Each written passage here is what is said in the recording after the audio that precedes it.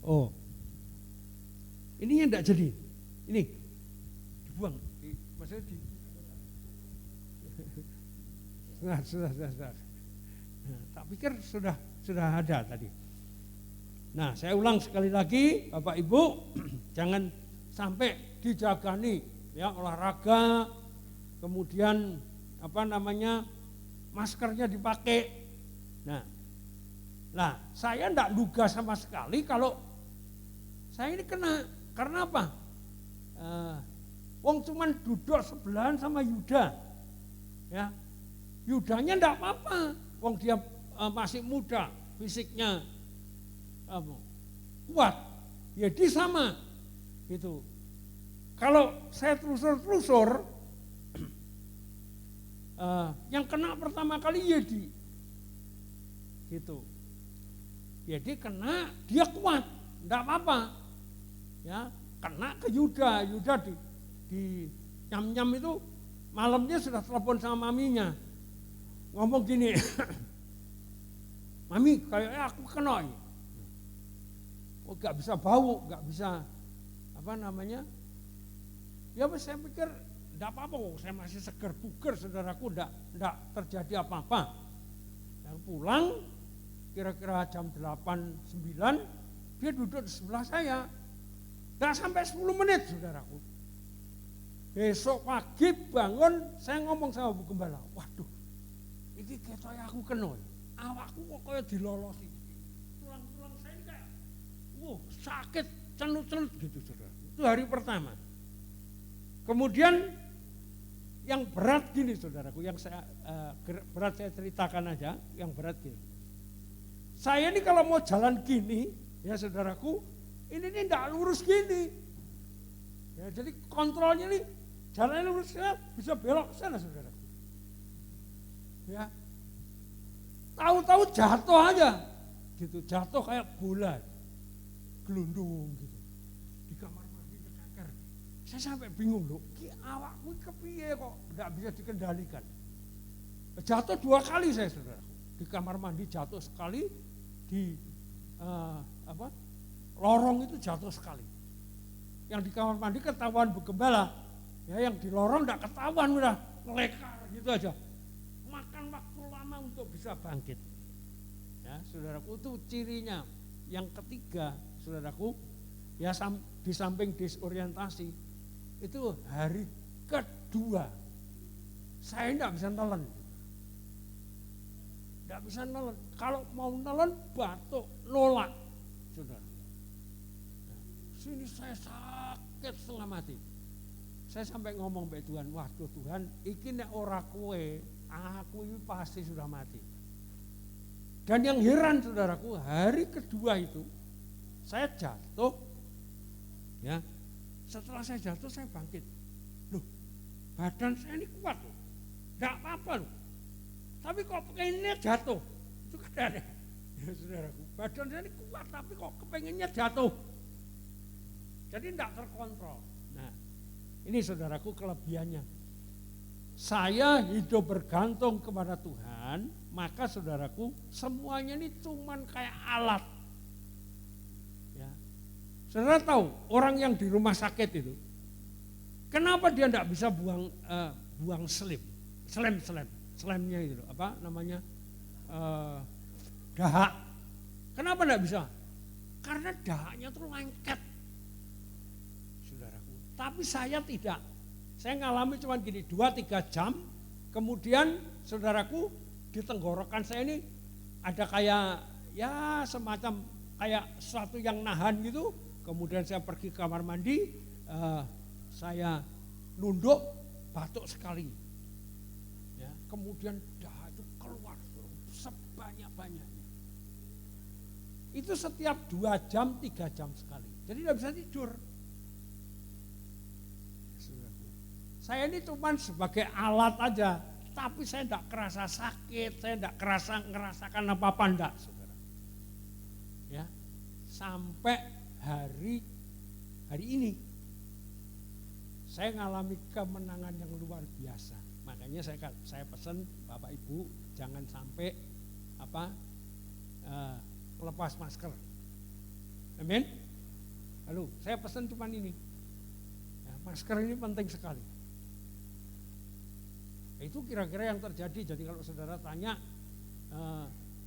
Pak Gembala kemana? Yang hilang selama 1 bulan tadi loh, ya 1 bulan ya, hampir 1 bulan ya. Ya karena itu, saudaraku kondisinya memang kondisi yang ya boleh dikatakan puji Tuhan. Dan yang paling berat saudaraku, saya ceritakan. Ini lucu tapi perlu saudara perhatikan. Di dalam tidur, saya ini ngigau. Gitu ya saudaraku.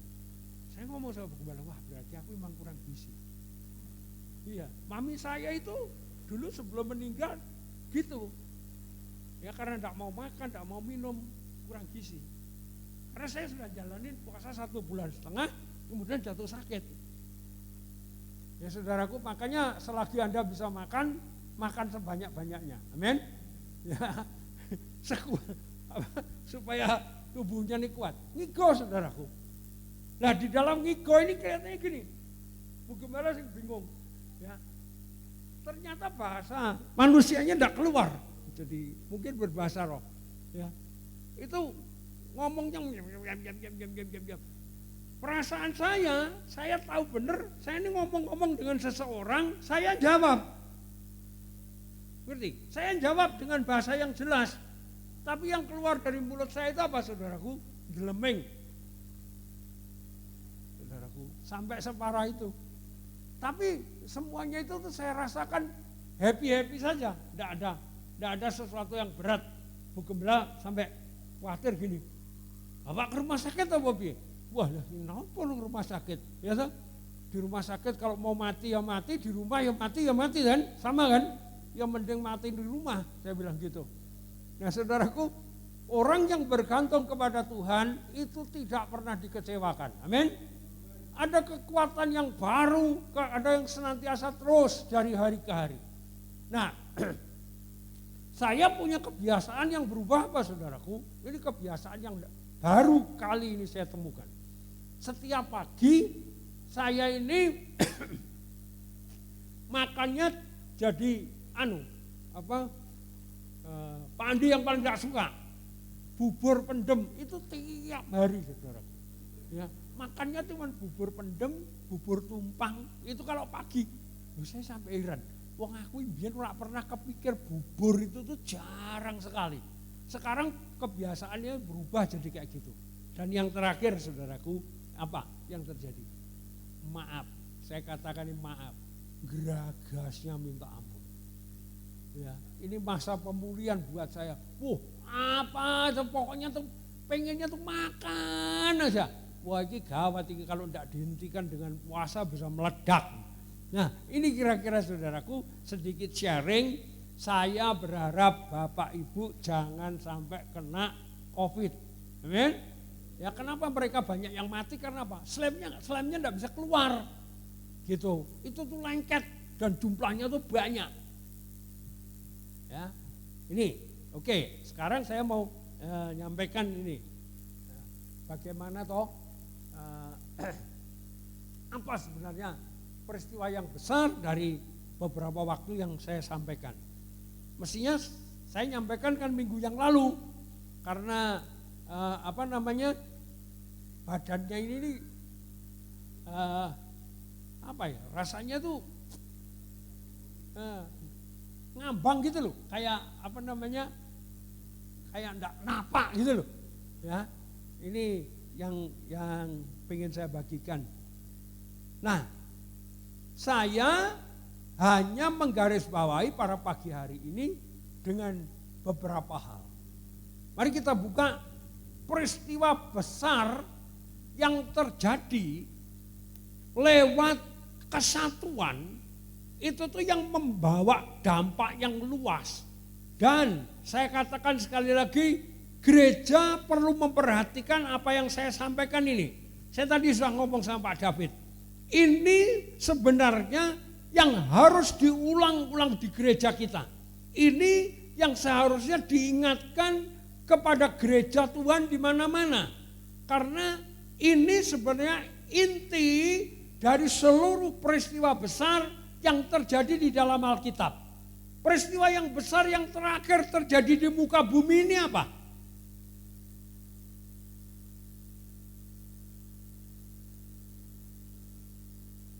Apa? Nah, Tuhan Yesus naik ke surga.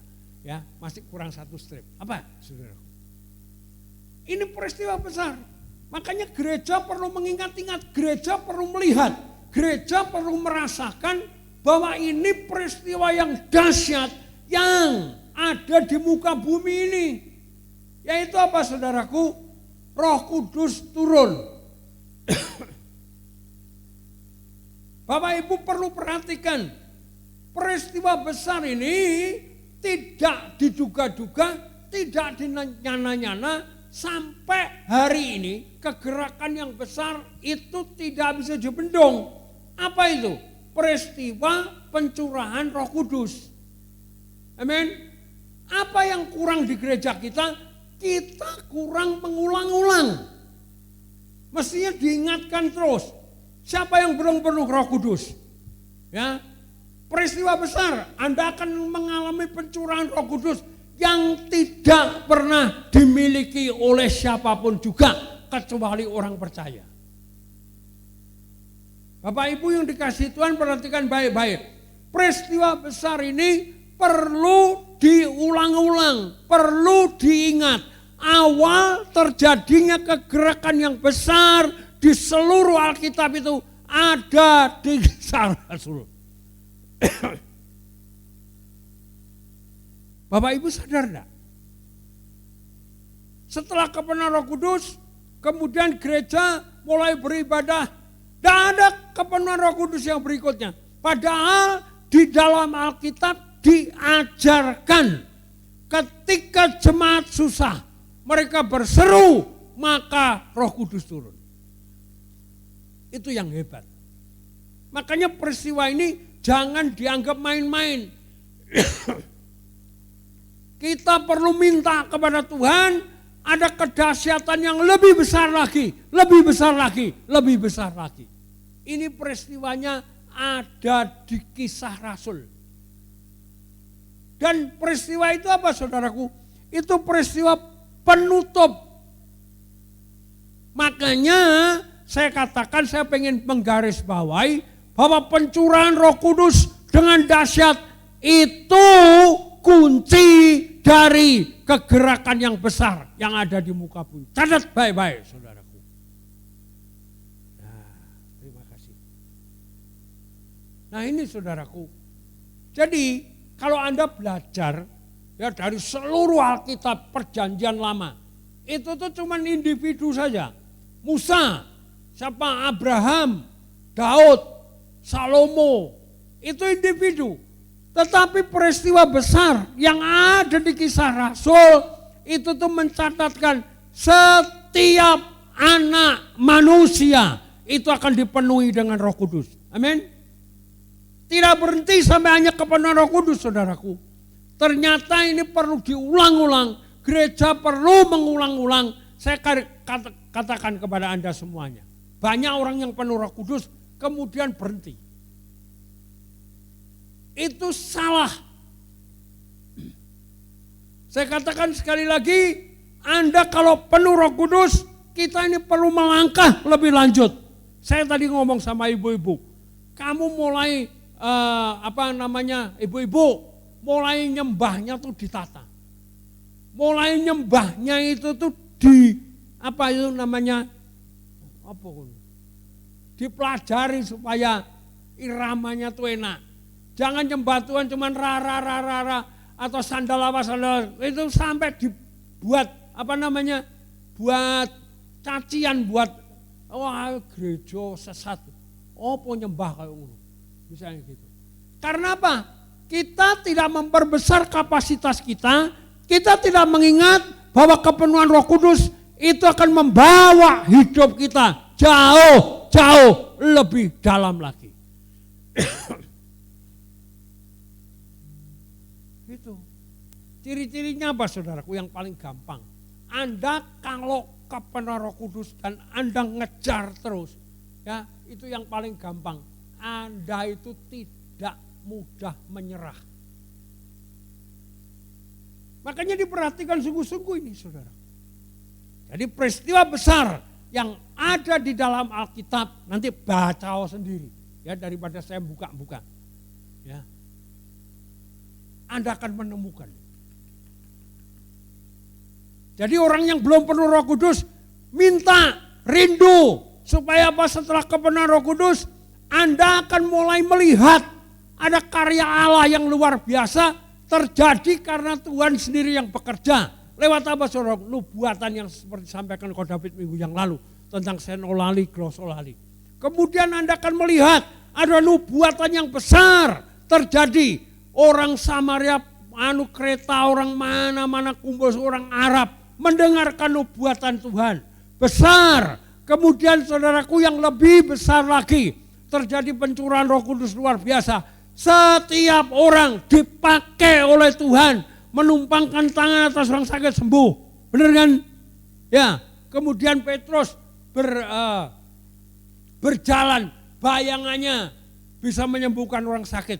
Petrus datang ke depan sinagog, dikatakan, "Mas, perak aku enggak punya, tetapi di dalam nama Tuhan Yesus bangkit dan berjalan." Terjadi, benar kan? Itu terjadi dulu. Tetapi saudaraku, makanya ini mohon pamit sebentar, ini gak bisa panjang. Ya, gak bisa panjang, tapi ingat ini peristiwa besar. Amin. Ya, saya minum dulu.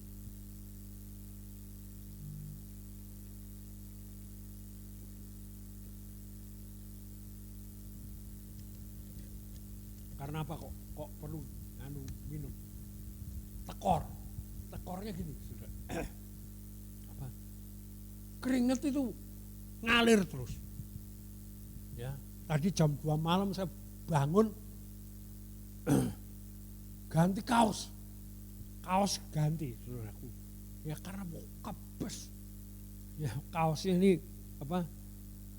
Penuh keringat.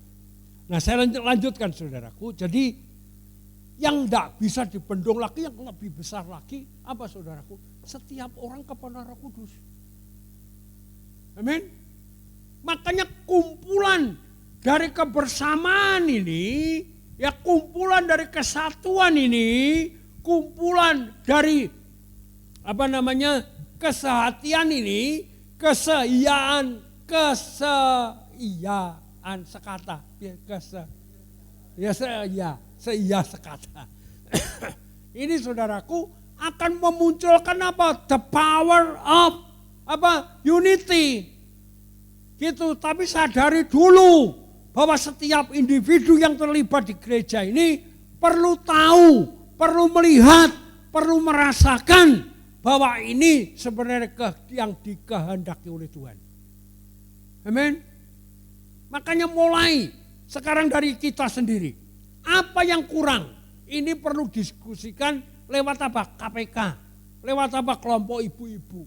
Ya, saya ini yang kurang apa toh? Wong, saya sudah kepenuhan Roh Kudus ini berapa puluh tahun, misalnya. Atau mungkin Anda katakan saya belum kepenuhan Roh Kudus. Kita bahas terus ini, kita kejar terus. Karena apa, saudaraku? Peristiwa terakhir yang terbesar di muka bumi adalah ketika umat manusia kepenuhan Roh Kudus. Ya, itu ditulis di Kisah Rasul pasal berapa tuh? Sebentar. Bukan 18, bukan. Yang orang muda akan mendapatkan mimpi. Kemudian orang tua akan mendapatkan mimpi, orang muda bernubuat. Antok tolong bisa cari toh. Kisah Rasul pasal pertama itu. Kisah Rasul pasal pertama. Jadi itu peristiwa besar. Jadi kalau zamannya Salomo toh yang dipakai Tuhan. Ya, Nabi Nathan cuman beberapa orang. Tapi kalau zaman akhir ini, zaman akhir itu semua orang kepenuhan Roh Kudus dan semua orang menerima nubuatan itu dan gereja Tuhan akan mengalami kegerakan yang dahsyat.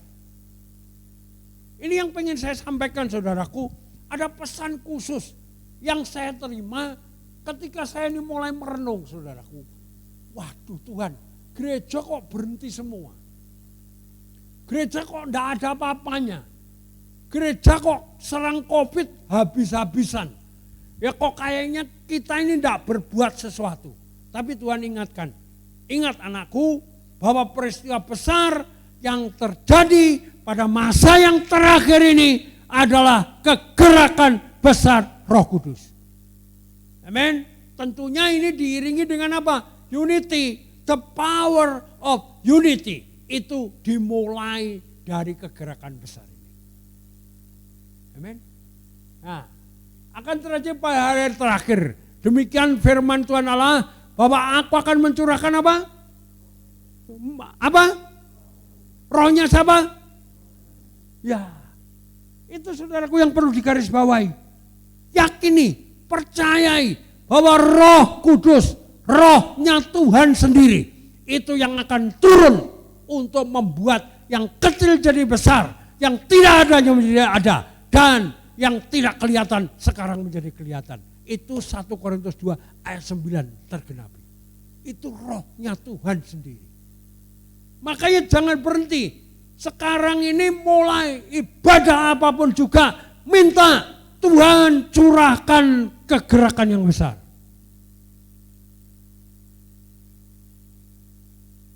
Halo? Ini saudaraku. Jadi di sana tulis rohku. Ke atas apa? Ke atas apa? Ke atas semua manusia. Kalau dulu, zaman dulu itu ke atas Musa. Ke atas apa itu pembantu-pembantunya Musa itu apa? Yang rohnya datang ke 50 orang. Ya pembantunya Musa. Cuman itu doang. Tetapi hari ini saudaraku yang diminta oleh Tuhan apa? Saudaraku, aku akan mencurahkan rohku ke atas semua manusia. Maka anak-anakmu laki-laki dan perempuan akan mulai apa? Menyampaikan pesan Tuhan. Bernubuat, menyampaikan kebenaran.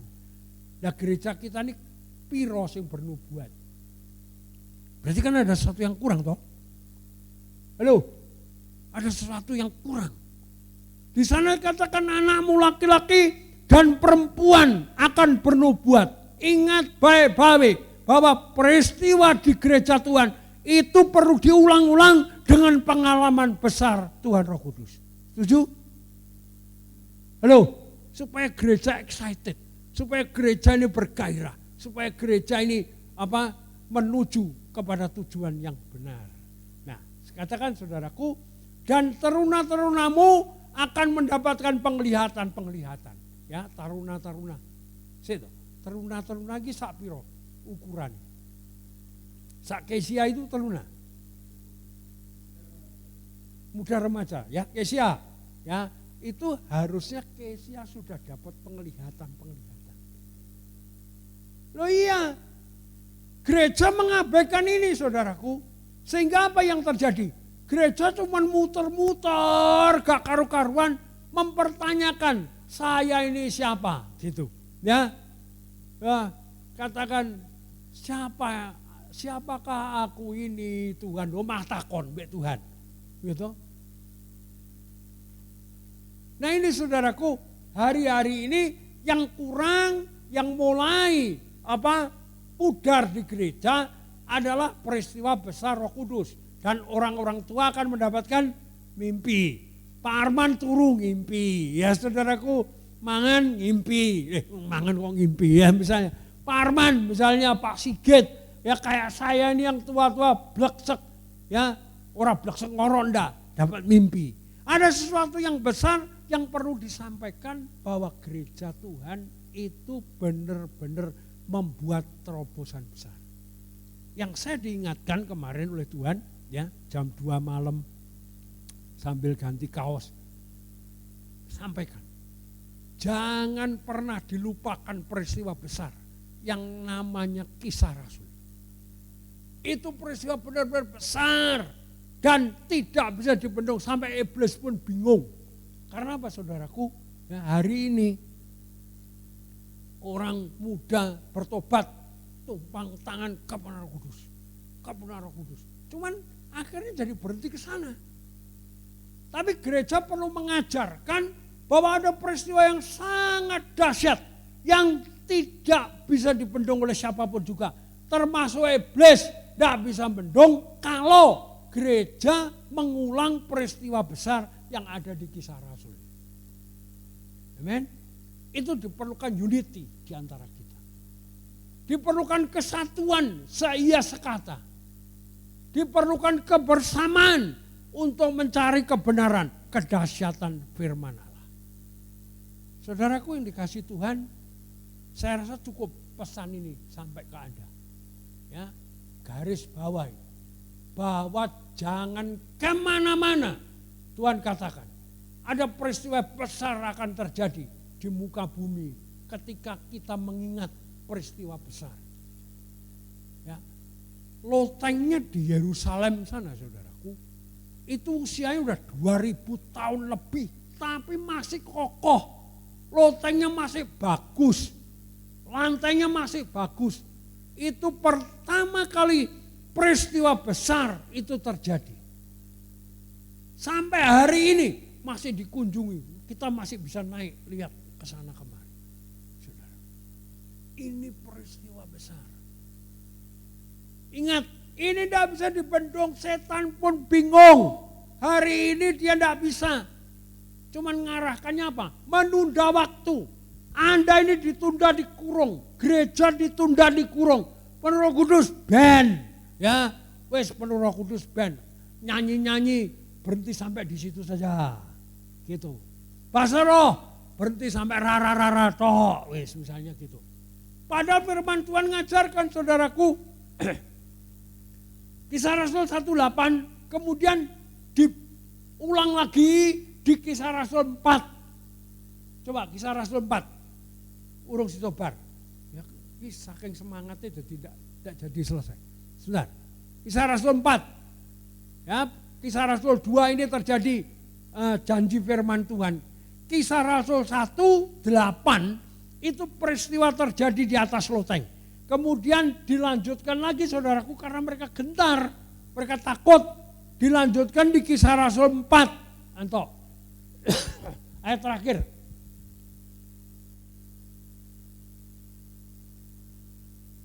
Ini jangan dianggap enteng saudaraku ternyata. Jadi ini kebesaran, kedahsyatan, kemujizatan, perkara-perkara besar semuanya tercatat di dalam Kisah Rasul. 4 ayat akhir.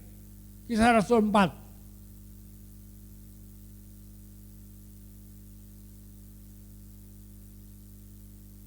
Ini terakhir, 37. 31 ya. Yang pokoknya apa? Ya, bagus. Ya, 4:31. Dan ketika mereka sedang berdoa, goncanglah. Ya, goyanglah. Tempat mereka berkumpul dan mereka semua penuh dengan Roh Kudus, lalu mereka memberitakan firman Allah dengan berani. Ya, ngerti ya, saudaraku?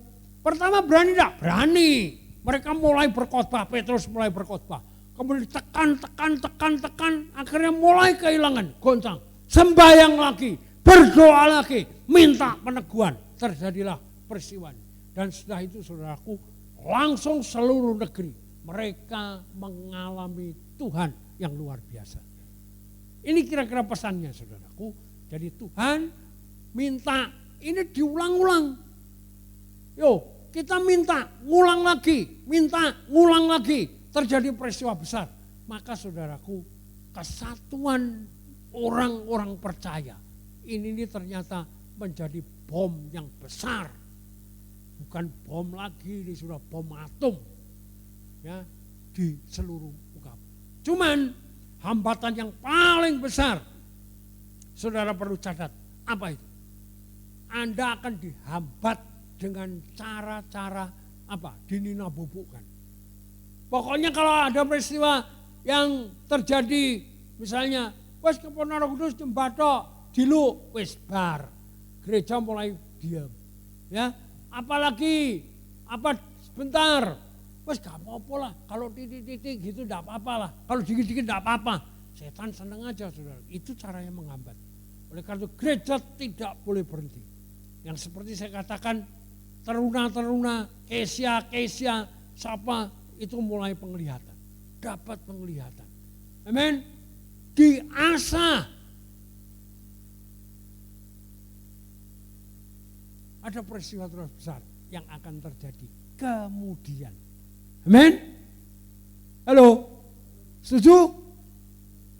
Ya. Belum mengalami apa-apa. Kalau Anda belum mengalami apa-apa, tuh anaknya Pak Martin tuh yang cewek-cewek. Ya, itu sudah dilubuatkan. Saya sudah dapat sesuatu buat mereka. Mereka itu akan dipakai Tuhan gini. Tidak boleh berhenti, kejar. Amin. Kejar.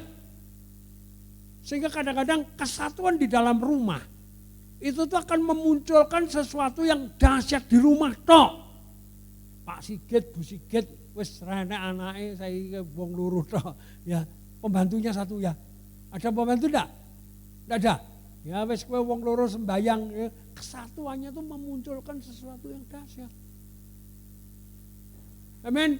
Jangan dianggap lah wis gereja mandek. Enggak ada peristiwa besar enggak apa-apa. Tunggu aja. Misalnya kayak gitu. Enggak bisa, saudaraku. Tugas kita adalah mengejar. Mengulang peristiwa Kisah Rasul, dan Kisah Rasul ini merupakan buku penutup. Amin. Setelah Kisah Rasul ini digenapi semua sampai ke ujung bumi, maka selesai. Itu tugas kita. Yuk Bapak Ibu kita bangkit, semangat. The power of unity. Ini ada di Kisah Rasul. Ya, bukunya ada di Kisah Rasul. Telitinan. Nanti di sana ada peristiwa besar. Engkau dipakai sebagai saksi, engkau dipakai sebagai apa, engkau dipakai sebagai apa. Semuanya tertulis di dalam Kisah Rasul. Mari kita berdoa. Tuhan terima kasih. Hamba-Mu selesai menyampaikan kebenaran firman-Mu, meskipun singkat, tetapi ini sebenarnya inti dari kegerakan yang besar. Ini sebenarnya adalah kekuatan dari Tuhan Roh Kudus sendiri.